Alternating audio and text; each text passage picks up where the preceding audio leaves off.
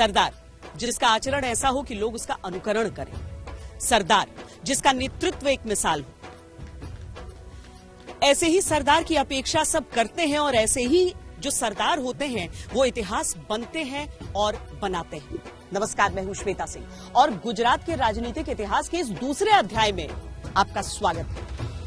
यूं तो गुजरात की कहानी सदियों सदियों पुरानी है, लेकिन आज हम गुजरात के राजनीतिक इतिहास की कहानी शुरू करने वाले हैं उस पड़ाव से जहां पर एक अलग गुजरात राज्य के लिए आंदोलन की शुरुआत हुई थी। क्योंकि आजादी के बाद गुजरात बॉम्बे स्टेट का हिस्सा बना, पर जिस राज्य में आत्म गौरव कुछ ऐसा हो, वो राज्य तो हमेशा ही अपनी पहचान के लिए छटपटा रहा था।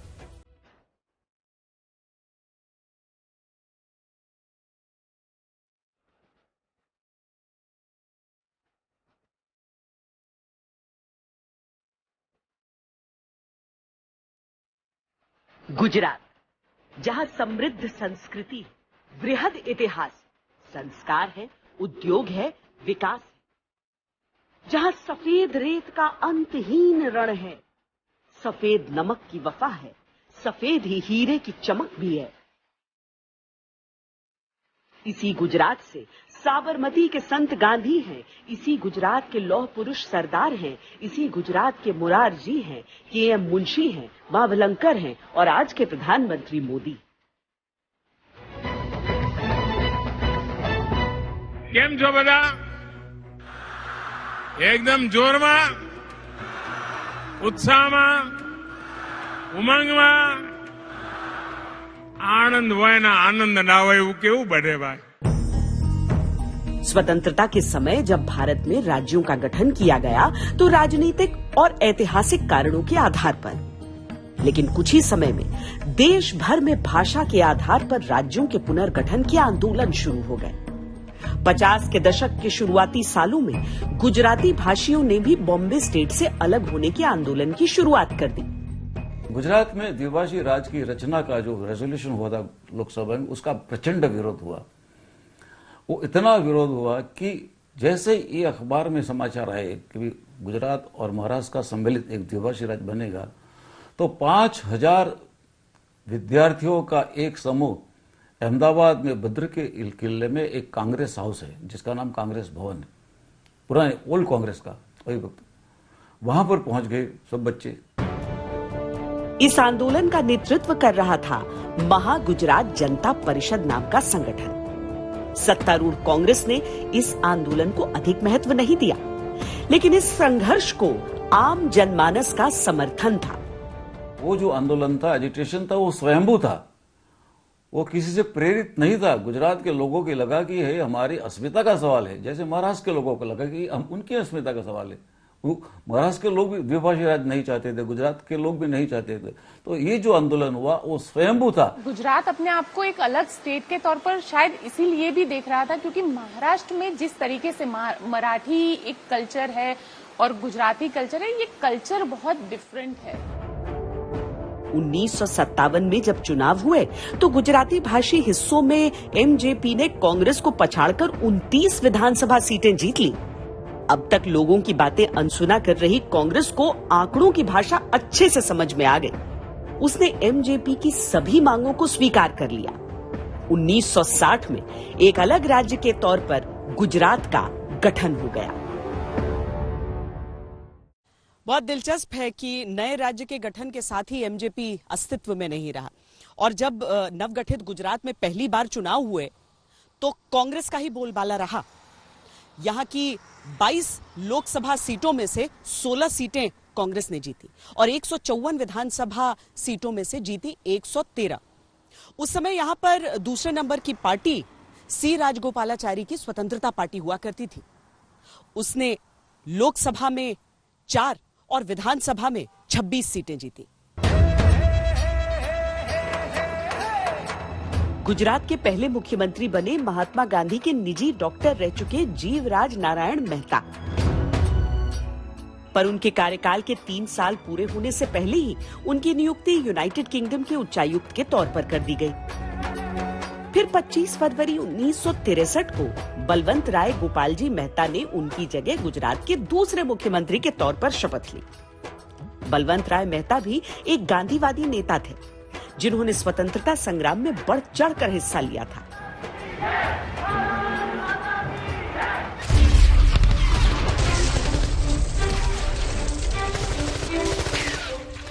उन्नीस के भारत पाकिस्तान युद्ध के दौरान 19 सितंबर को मुख्यमंत्री बलवंत राय मेहता अपनी पत्नी और स्टाफ के कुछ सदस्यों के साथ हेलीकॉप्टर से कच्छ जा रहे थे।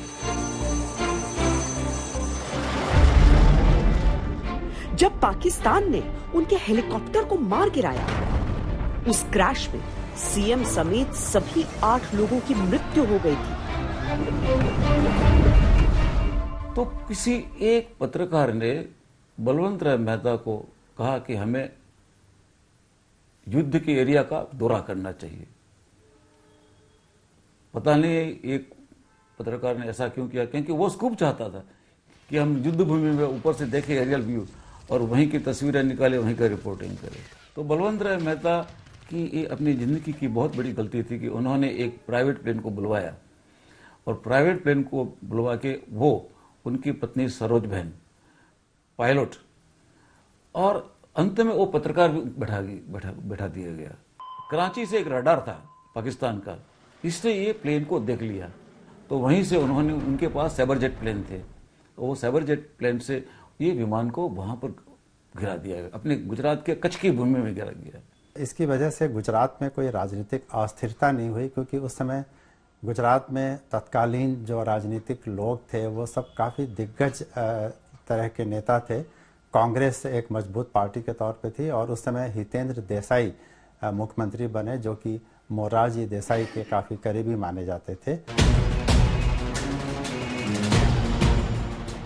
गुजरात में 1960 के दशक का दूसरा हिस्सा केंद्र की राजनीति के लिहाज से भी उतार चढ़ाव भरा था।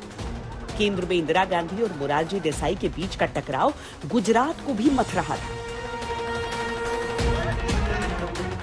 1964 में पंडित जवाहरलाल नेहरू के निधन के बाद मोरारजी देसाई प्रधानमंत्री बनने के मुकाबले में थे, पर लाल बहादुर शास्त्री कुर्सी पर बैठे। 1966 में शास्त्री जी के निधन के बाद मोरारजी एक बार फिर इस रेस में आगे थे, पर अब तक इंदिरा गांधी का नाम भी चर्चा में था। इंदिरा जी को के लिए रास्ता बन जाए, ये कांग्रेसियों का सोचना था। इसलिए मोरारजी देसाई और मोरारजी देसाई के नेहरू जी से बहुत अच्छे संबंध नहीं थे।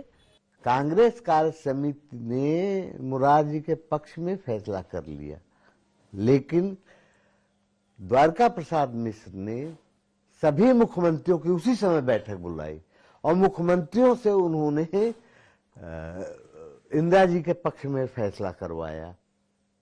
और फिर जब के कामराज जी से बातचीत हुई तो के कामराज अंततः इंदिरा जी के पक्ष में आए और फिर ये फैसला हुआ कि कांग्रेस संसदीय दल जिसके पक्ष में जाएगा प्रधानमंत्री वो बनेगा।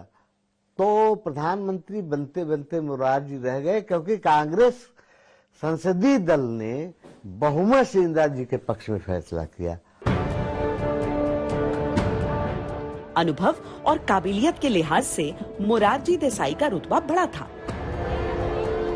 पर इंदिरा गांधी प्रधानमंत्री बनी और मोरारजी देसाई डिप्टी पीएम और वित्त मंत्री।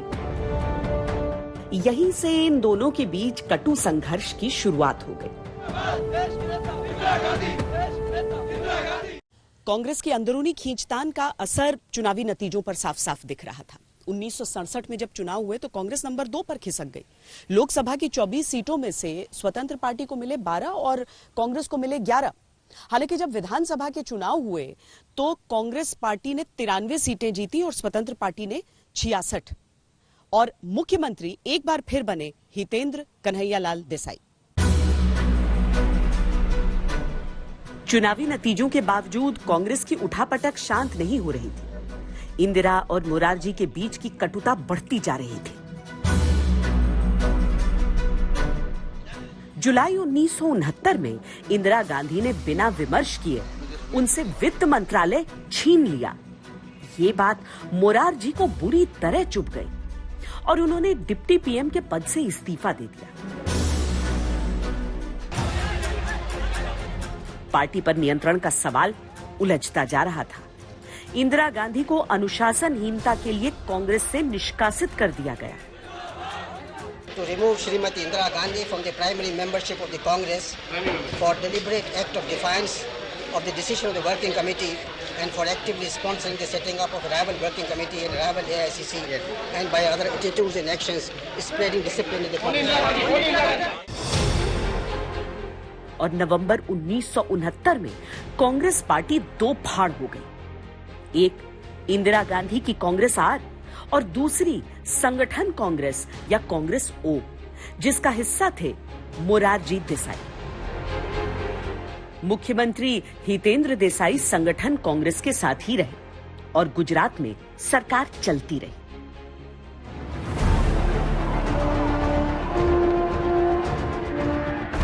पर 1960 का दशक गुजरात में सांप्रदायिक तनाव बढ़ने का भी रहा। 1961 से 71 के बीच गुजरात में सांप्रदायिक हिंसा की 799 घटनाएं हुई। 1969 आते आते स्थिति जैसे बेकाबू हो चली थी। छोटी छोटी घटनाएं बड़े टकराव में तब्दील होती रही। शहर के शहर जल रहे थे और सियासत केवल सरकार बचाने में मशगूल थी। कहीं मुस्लिम रैलियों में हिंदुओं के खिलाफ नारे लग रहे थे, कहीं हिंदू सभाओं में भड़काऊ भाषण दिए जा रहे थे। 18 सितंबर 1969 को अहमदाबाद के जमालपुरा इलाके में उर्स मनाने के लिए मुसलमानों की भारी भीड़ जमा थी। यहीं पास में जगन्नाथ मंदिर है, जहां से साधु अपनी गायों को वापस मंदिर ले जा रहे थे। भीड़ ज्यादा थी और बीच से निकलती गायों से वहां मौजूद मुसलमानों को दिक्कत हुई। इस पर हिंसा भड़क गई, साधुओं से मारपीट की गई और मंदिर में भी तोड़फोड़ हुई। फिर तो एक घटना से दूसरी घटना भड़कती गई, दंगे फैलते गए। देखिए 1960 का दशक जो था, उस वक्त गुजरात में बहुत सारे सांप्रदायिक दंगे हो रहे थे जिसे कोई कंट्रोल नहीं कर पा रहा था। स्वतंत्र भारत के बाद अगर इस देश में सबसे बड़ा दंगा हुआ है सबसे पहले, तो वो मुझे लगता है कि गुजरात के जलालपुर में ही हुआ। आधिकारिक आंकड़ों के अनुसार इन दंगों में 660 लोगों की जान गई, 1074 लोग घायल हुए और 48,000 लोगों को संपत्ति का नुकसान हुआ।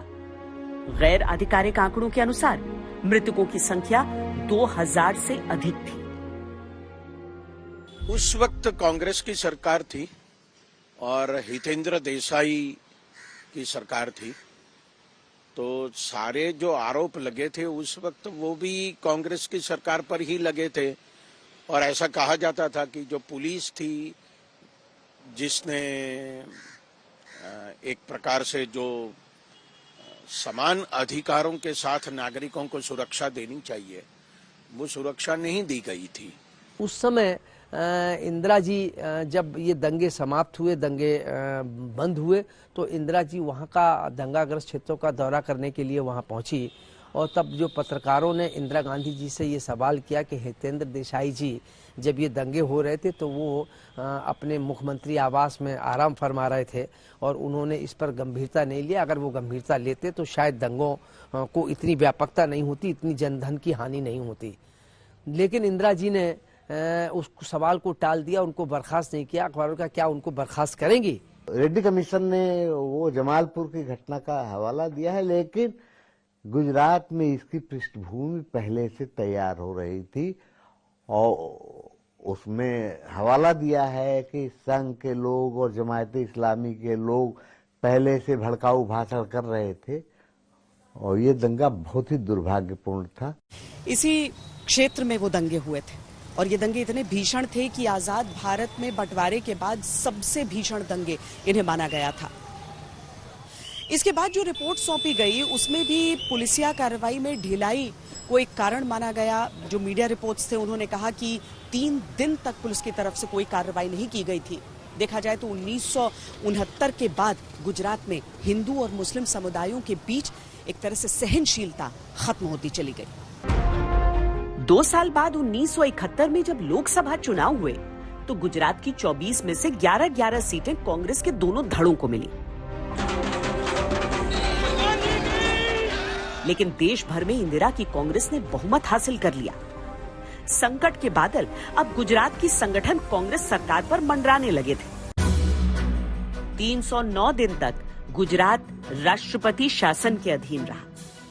इस बीच देश में बहुत कुछ बदल चुका था। 1971 की जंग के बाद इंदिरा गांधी समस्त भारतवर्ष की सबसे ताकतवर और सर्वस्वीकार्य नेता बनकर उभरी थी।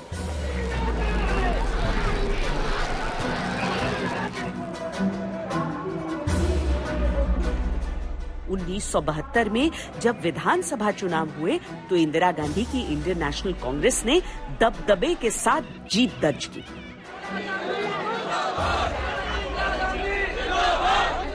इंदिरा की कांग्रेस को मिली 140 सीटें और संगठन कांग्रेस को केवल 16। इंदिरा गांधी को पहले गूंगी गुड़िया कहा जाता था। जब इंदिरा गांधी सत्ता में आई तो काफी समय तक उन्होंने कुछ नहीं कहा। संसद में और बाहर भी खुद कांग्रेस सिंडिकेट के लोग गूंगी गुड़िया कहा करते थे। लेकिन 1971 का युद्ध एक निर्णायक युद्ध था और उसके बाद इंदिरा गांधी आयरन लेडी कहलाई। मुख्यमंत्री बनने की दौड़ में मुख्य रूप से 4 नाम थे: रतुभाई अडाणी, कांतिलाल घिया, जसवंत मेहता और चिमन भाई पटेल। पर इंदिरा गांधी ने मुख्यमंत्री के तौर पर अपने कैबिनेट के विश्वस्त साथी घनश्याम ओझा को गुजरात भेज दिया। घनश्याम ओझा राजकोट से सांसद थे और इंदिरा कैबिनेट में उद्योग मंत्री। पार्टी में भीतर ही भीतर असंतोष सुलगने लगा और कुछ ही महीनों में खुलकर बगावत हो गई। प्रदेश इकाई में कांग्रेस में बगावत हुई, इसकी वजह तो चिमन भाई पटेल की महत्वाकांक्षा थी। उनको चीफ मिनिस्टर बनना था और उन्होंने अपने साथी जो विधान सदस्य थे उनको ले जाके एक पंचवटी नाम का फार्म था, उस फार्म में उन्होंने सारे विधान सदस्यों को, विधायकों को ऐसा कहा जा सकता है कि बंदी बना के रखा था। इलेक्शन हुआ।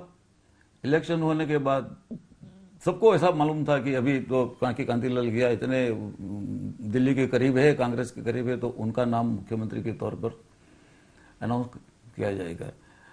लेकिन और उमाशंकर दीक्षित गुजरात के प्रभारी के तौर पे आए तो उन्होंने एक 1 लाइन रेजोल्यूशन कर दिया कि भाई दिल्ली से इंदिरा जी जो कहे उसको गुजरात का मुख्यमंत्री बनाया जाएगा। फिर उमाशंकर दीक्षित नीचे रूम में फोन पर बात करने गए। बात करने के बाद उन्होंने अनाउंस किया कि घनश्याम ओझा गुजरात के मुख्यमंत्री। It was quite shocking for those हुअर, मतलब कि जो लोग चाहते थे कि हम मुख्यमंत्री बनेंगे, इसमें चिमन भाई पटेल चाहते थे कि मैं बनूंगा और भी बहुत सारे थे। कांतिलाल घिया चाहते थे कि मैं मुख्यमंत्री बना, वो नहीं हुआ। शुरुआत में तो इंदिरा को लगा कि सब मान जाएंगे, लेकिन लगभग 1 साल बाद जुलाई 1973 में इंदिरा गांधी को राज्य के कद्दावर नेता चिमन भाई पटेल को सीएम की कुर्सी सौंपनी पड़ी। 1971 के युद्ध के बाद इंदिरा गांधी को देश का सबसे शक्तिशाली नेता मान लिया गया था। हालांकि उस समय छात्रों के दिलों में गुस्सा भी सुलग रहा था। देश में महंगाई का मुद्दा था, भ्रष्टाचार का मुद्दा था, बेरोजगारी थी, पर इंदिरा गांधी इन चीजों से बेपरवाह थी। उस समय पैसों से संगठन और संगठन से सत्ता की सोच हावी थी। उन सभी राज्यों से संगठन के लिए पैसे मांगे जा रहे थे जहां पर कांग्रेस की सरकार थी, और ऐसे में इंदिरा गांधी का एक फरमान गुजरात के सीएम चिमन भाई पटेल को भी मिला। प्रिय चिमन भाई पटेल, आगामी चुनाव में होने वाले खर्च के मद्देनजर पार्टी आपसे 10 लाख रुपए पार्टी फंड के रूप में पाने की उम्मीद रखती है। इंदिरा गांधी 10 लाख रुपए।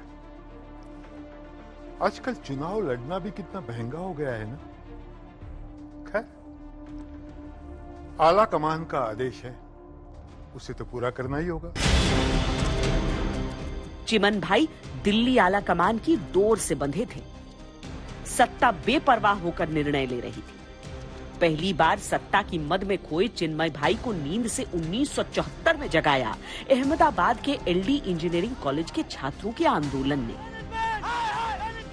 ये 74 का दौर ऐसा था कि गुजरात में अहमदाबाद में एक एलडी इंजीनियरिंग कॉलेज आज भी है, उसमें जो मेस बिल था उसमें सिर्फ 1 रुपये की बढ़ोतरी की गई थी और 1 रुपये की बढ़ोतरी के कारण एलडी इंजीनियरिंग के छात्रों ने आंदोलन शुरू कर दिया।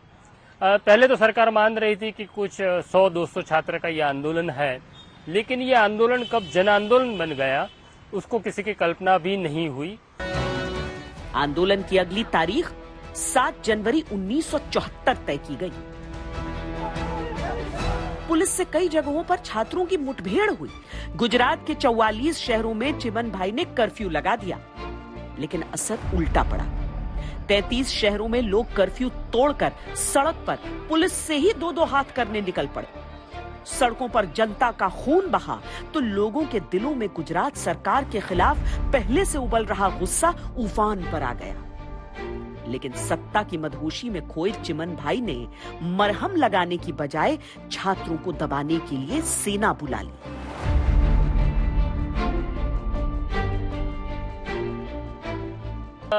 अगर चिमन भाई पटेल छात्रों के साथ टेबल पे आके बात करते तो मुझे लगता था कि मामला सुलझ सकता था, लेकिन जब उन्होंने बल प्रयोग किया और सेना को बुला ली तो छात्र तो भड़के, लेकिन उसके साथ जन आंदोलन शुरू हुआ। अहमदाबाद के इस कॉलेज के छात्र बढ़ चढ़कर इस आंदोलन में हिस्सा ले रहे थे, लेकिन इस आंदोलन को एक दिशा की आवश्यकता थी और इसीलिए समाज सेवी जयप्रकाश नारायण को न्योता भेजा गया। उन्हें चिट्ठी लिखी सर्वोदय आंदोलन के रविशंकर महाराज ने। जयप्रकाश नारायण ने न्योता स्वीकार कर लिया। इंदिरा गांधी डर रही थी क्योंकि वो जयप्रकाश नारायण के अतीत को जानती थी। उन्होंने एक चाल चली।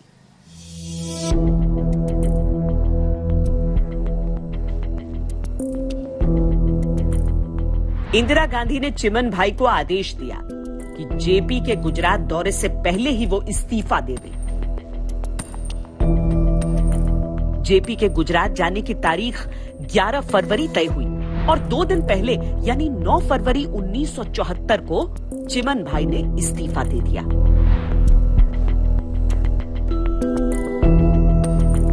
जब जेपी को आना था और एक उस समय जेपी एक मूवमेंट की शुरुआत हुई थी, तो इंदिरा जी को ये लगा कि ये आने से एक माहौल यहाँ कांग्रेस का और गुजरात गांधीवादी विचारधारा का रहा है, कांग्रेस से जुड़ा हुआ रहा है। तो ऐसे में इंदिरा गांधी ने उनको बर्खास्त कर दिया था 1 साल पहले, और चूंकि ये उनकी पसंद नहीं थे इसलिए उसको उन्होंने बर्खास्त कर दिया था। और जेपी आ रहे थे तो वो जो राजनीतिक समीकरण थे, राजनीतिक समीकरणों को ध्यान में रखते हुए इंदिरा जी ने उस सरकार को बर्खास्त कर दिया था। जेपी के जाने के पहले ही पूरे गुजरात में पुलिस और छात्रों के बीच हिंसक झड़प हुई और सेना बुलानी पड़ी। इंदिरा जी इंतजार कर में बैठी ही थी। सेना जब बुलानी पड़ी तो इंदिरा जी ने उनसे कहा कि इस्तीफा दीजिए। इस्तीफा मांग लिया जेपी के जाने के पहले ही, और उसके बाद राष्ट्रपति शासन लग गया। गुजरात के आंदोलन की दस्तक उसी वक्त बिहार में सुनाई देने लगी और धीरे धीरे पूरे देश में फैली। गुजरात में राष्ट्रपति शासन लगाकर इंदिरा ने सत्ता हाथ से न निकलने के संकेत दिए तो जेपी से गुफ्तगू के बाद मोरारजी देसाई दोबारा चुनाव कराने के लिए अनशन पर बैठ गए।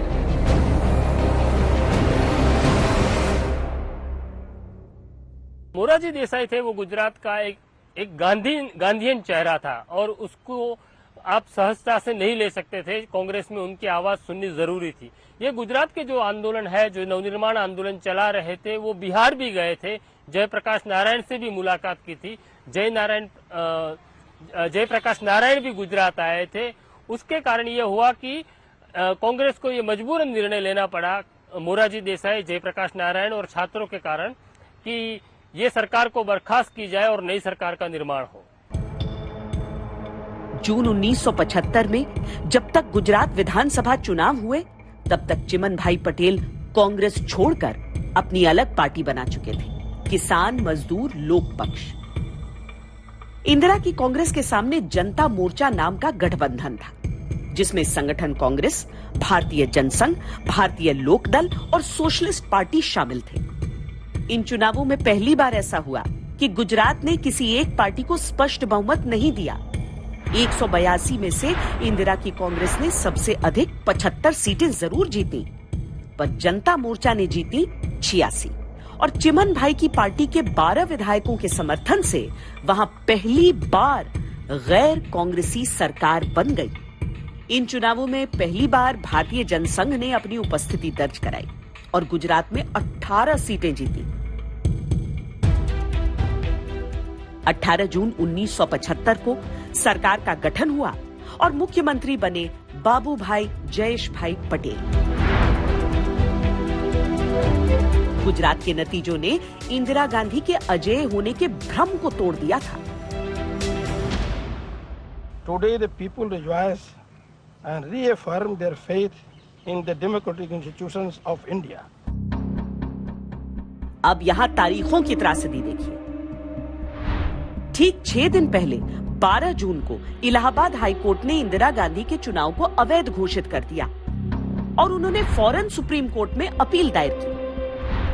24 जून को सुप्रीम कोर्ट का निर्णय आया तो इलाहाबाद हाईकोर्ट के आदेश को कायम रखा गया और अगले ही दिन इंदिरा गांधी ने देश में आपातकाल घोषित कर दिया। देश भर में बड़े पैमाने पर इंदिरा विरोधी राजनेताओं को गिरफ्तार किया गया। मोरारजी देसाई भी जेल में डाल दिए गए। गुजरात में से 3,500 से ज्यादा लोगों को उन्होंने मिसा के कानून के तहत उनको जेल में बंद कर दिया गया था और पूरे गुजरात में वो इमरजेंसी का उसका बहुत बड़ा विरोध हुआ। तो गुजरात के लोग इमरजेंसी के फेवर नहीं किए, गुजरात के लोग उसके खिलाफ थे।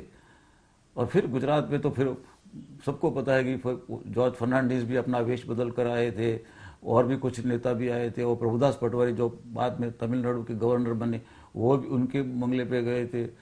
और उस वक्त उस जमाने में नरेंद्र मोदी जी एक आरएसएस और भारतीय जनता पार्टी के भी थे और उन्होंने भी बहुत सारा काम किया इमरजेंसी के खिलाफ। जो लोग जेल में गए थे उनके फैमिली को संभालने के लिए।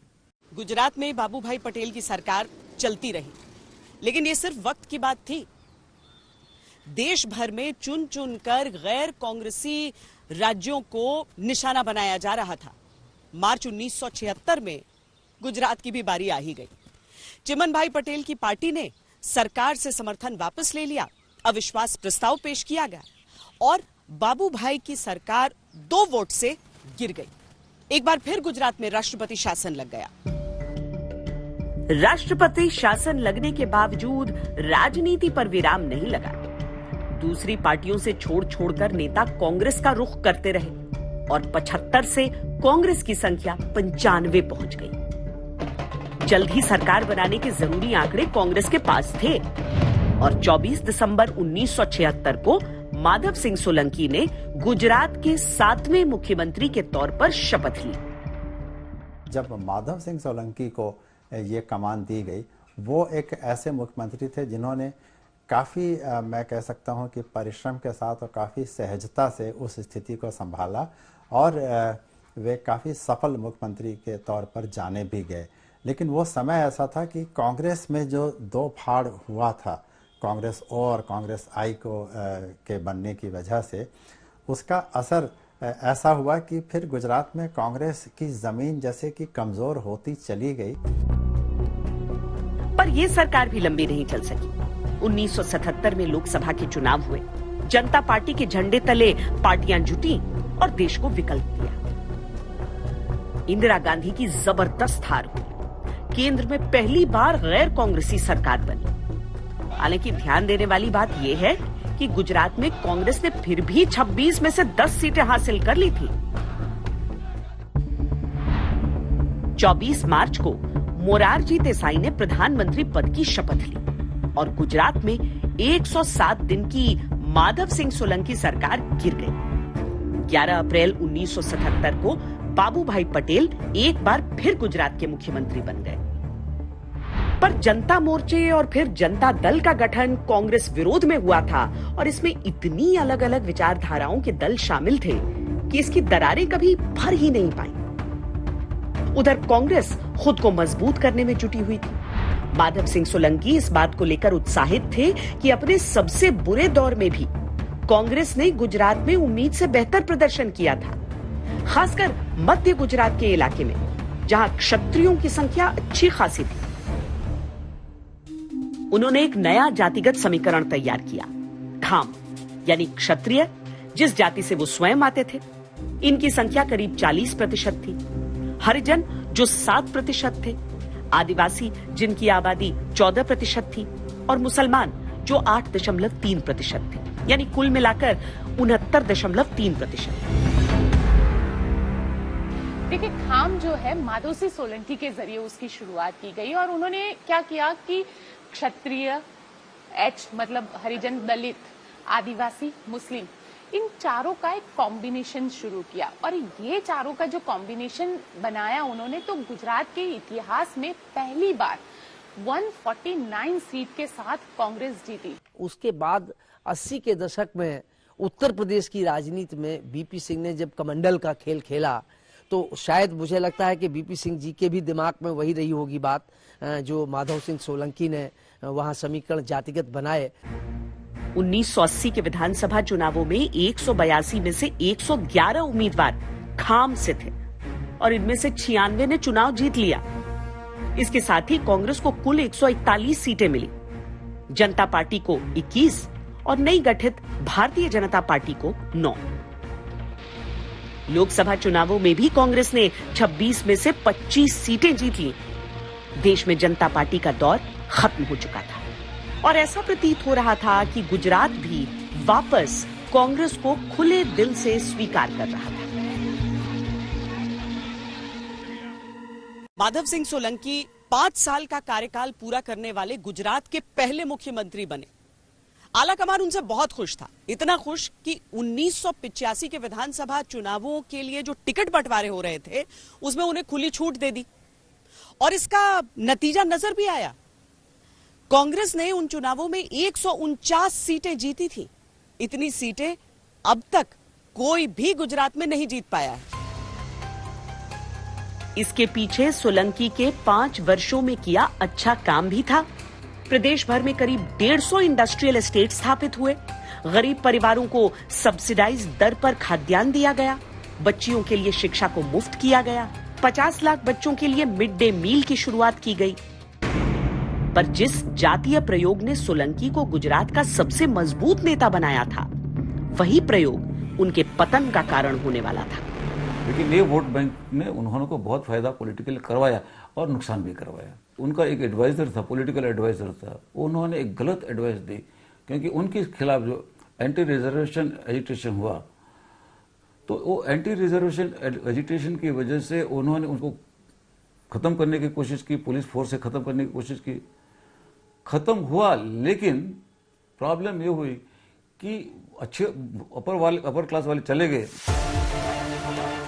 देश में आरक्षण की आग लगी हुई थी। गुजरात भी इससे अछूता नहीं था। यहां की कठिनाई बाकी देश से ज्यादा जटिल थी। 1985 के चुनाव से 2 महीने पहले सोलंकी ने पिछड़े वर्ग के लिए अतिरिक्त आरक्षण का प्रावधान कर दिया था, जबकि इसकी कोई मांग भी नहीं थी। गुस्सा वैसे ही सुलग रहा था। मुश्किल ये थी कि गुजरात में एक और जातीय हिंसा भड़की तो सांप्रदायिक दंगे भी होने लगे। फरवरी से अगस्त के बीच 662 जातीय संघर्ष की घटनाएं और 743 सांप्रदायिक घटनाएं दर्ज की गई। सोलंकी पर जातिवाद के आरोप पहले ही लग रहे थे। अब यह भी प्रहार होने लगा कि उनकी सरकार दंगे रोकने के लिए कुछ नहीं कर रही।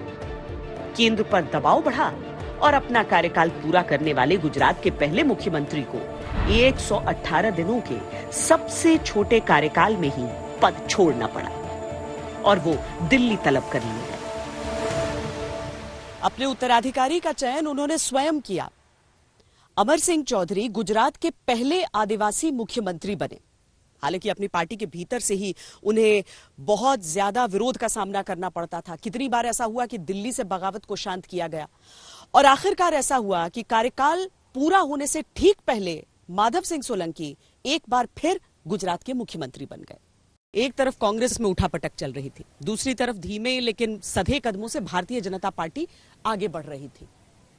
1984 में बीजेपी ने पहली बार लोकसभा चुनावों में हिस्सा लिया। पूरे देश में केवल 2 सीटें जीती, जिनमें से एक गुजरात की मेहसाणा सीट थी।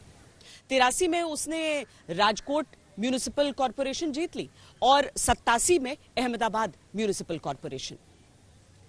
ये नरेंद्र मोदी की पहली जीत थी और यहीं से उन्होंने बहुसंख्यक राजनीति के फलसफे को आजमाना शुरू किया था। सोलंकी के खाम ने अगड़ी जातियों को बीजेपी के खेमे में लाने का काम कर दिया था और समय समय पर होने वाले सांप्रदायिक दंगों ने बाकी हिंदू जातियों को भी बीजेपी की ओर कर दिया था। उस दौर में निकलने वाली धार्मिक यात्राएं भी हिंदू एकीकरण का काम कर रही थीं। 1983 में वीएचपी की गंगा जल यात्रा,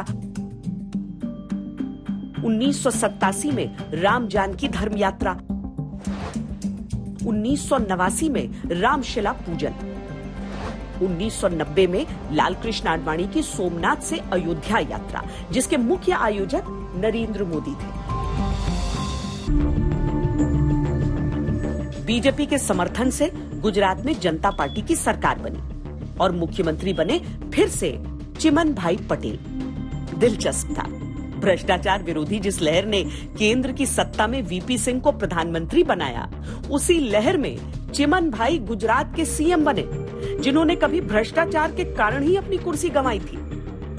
चिमनभाई की जो मृत्यु हुई वो 94 में मृत्यु हुई और उस वक्त कांग्रेस के लिए एक बहुत ही सदमा था, क्योंकि अचानक ही चिमनभाई की मौत हो गई थी। लेकिन आंदोलन और ये सारी चीजें भी काफी ज्यादा चल रही थी और उसके बाद छबिलभाई मेहता की गुजरात के अंदर सरकार बनी। गुजरात अब लंबे अस्थिरता के दौर से निकलने को व्याकुल हो रहा था। इस बीच केंद्र की जो राजनीति थी वो वीपी सिंह और चंद्रशेखर से होते हुए पीवी नरसिंह राव तक पहुंच चुकी थी। 1991 के चुनावों में गुजरात प्रदेश ने बीजेपी को 20 सीटें दी थी।